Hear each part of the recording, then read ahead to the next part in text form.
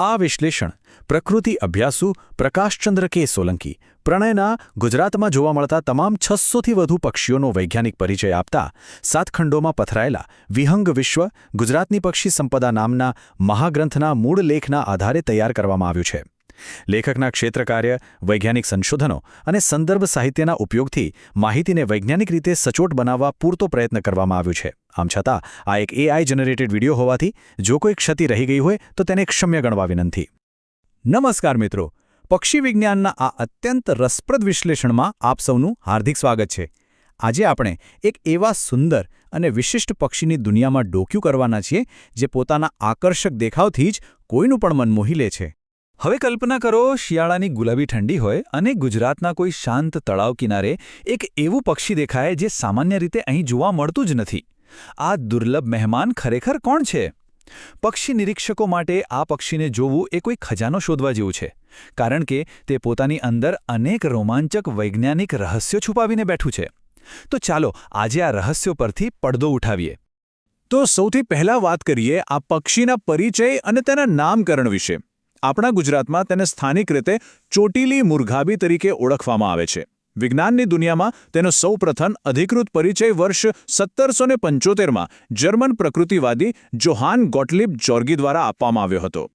તમે જાણો છો, પક્ષીઓના વૈજ્ઞાનિક નામો પાછળ હંમેશા એક બહુ રસપ્રદ અર્થ છુપાયેલો હોય છે. આ ચોટીલી મુરઘાબીનું વૈજ્ઞાનિક નામ છે મેરેકા ફાલ્કાટા. મારેકા ફાલ્કાટા.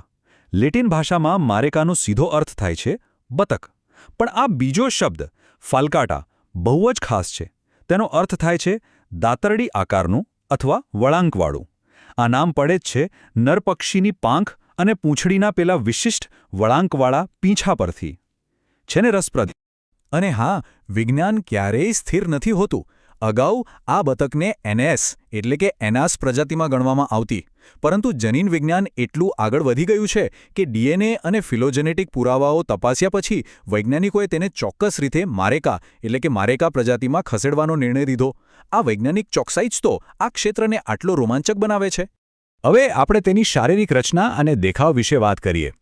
આ પક્ષીની સૌથી મોટી ખાસિયત એ છે કે નર અને માદા બંને દેખાવમાં એકબીજાથી સાવ અલગ પડે છે. વિજ્ઞાનની ભાષામાં આને લૈંગિક દ્વિરૂપતા કહેવાય છે. જો તેના કદની વાત કરીએ તો આ એક મધ્યમ કદની બતક છે.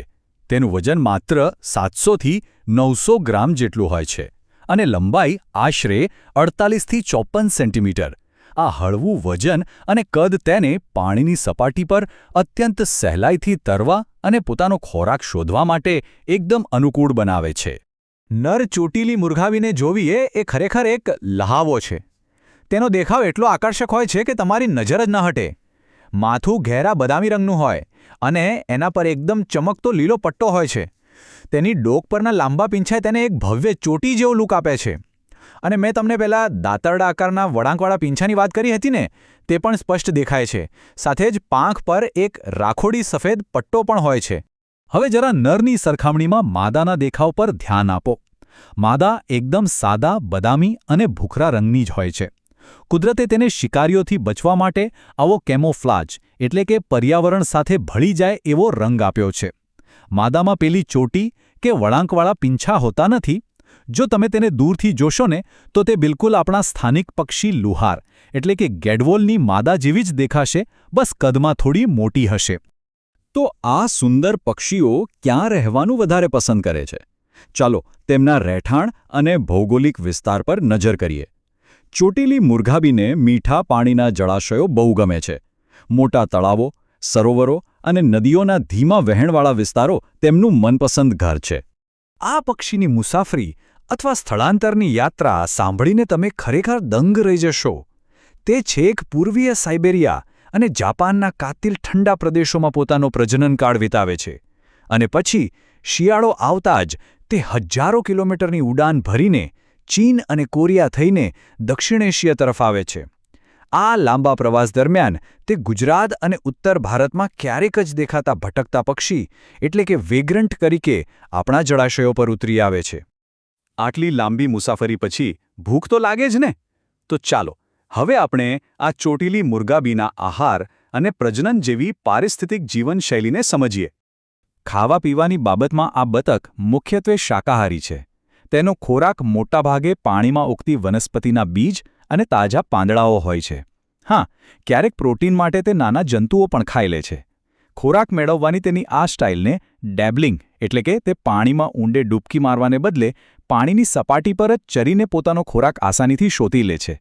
એક ખાસ નોંધવા જેવી વાત એ છે કે આ પક્ષી ભલે આપણા ત્યાં મહેમાન બનીને આવે પણ તે ક્યારે ભારતમાં પ્રજનન કરતું નથી.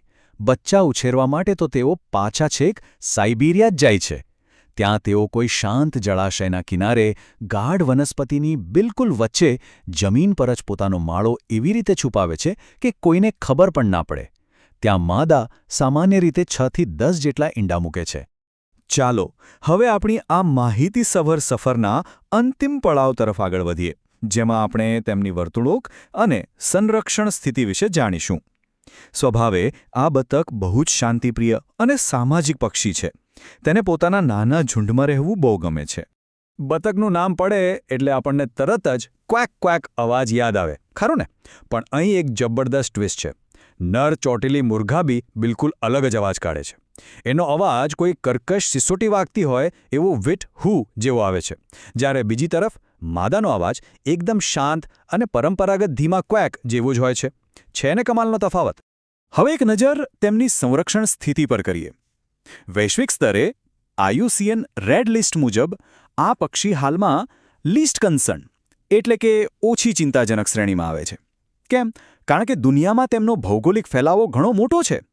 પણ હા, એક ચિંતાનો વિષય ચોક્કસ છે કે ધીમે ધીમે તેમની વસ્તી ઘટી રહી છે. આપણા ભારતમાં તેમને વન્યજીવ સંરક્ષણ અધિનિયમની અનુસૂચિ 2 હેઠળ કડક કાનૂની રક્ષણ આપવામાં આવ્યું છે. તમને કદાચ પ્રશ્ન થાય કે આટલી લાંબી મુસાફરી કરનારા અને અનેક મુશ્કેલીઓનો સામનો કરનારા આ પક્ષીનું આયુષ્ય કેટલું હશે? જો તેઓ શિકારીઓથી અને ખરાબ હવામાનથી બચી જાય તો મુક્ત પ્રકૃતિમાં ચોંટીલી મુરઘા બી આરામથી 5 થી 10 વર્ષ સુધી જીવી શકે છે. વિચારો, આ દાયકામાં તે હજારો કિલોમીટરની કેટલીય સફરો ખેડી ચૂકી હોય છે. તો મિત્રો, અંતે છૂટા પડતા પહેલા એક ખૂબ જ અગત્યનો અને વિચારવા જેવો પ્રશ્ન. આ દાતરડી આકારના પીછાવાળા અદ્ભુત પ્રવાસીઓ હજારો કિલોમીટરનું અંતર કાપીને આપણા આંગણે આવે છે. પણ જો આપણે આપણા આસપાસના જળાશયો, તળાવો અને વેટલેન્ડ્સ સાચવીશું જ નહીં, તો શું આ દુર્લભ મહેમાનો ભવિષ્યમાં ક્યારેક ગુજરાતના શિયાળાની શોભા વધારવા આવશે ખરા? યાદ રાખો, આ જળાશયોનું સંરક્ષણ માત્ર આ પક્ષીઓ માટે જ નહીં પણ ખુદ આપણા અસ્તિત્વ માટે પણ એટલું જ જરૂરી છે. આ ઊંડા વિચાર સાથે આજનું આપણું આ વિશ્લેષણ અહીં પૂર્ણ કરીએ છીએ. આ સુંદર સફરમાં જોડાવા બદલ આપ સૌનો ખૂબ ખૂબ આભાર.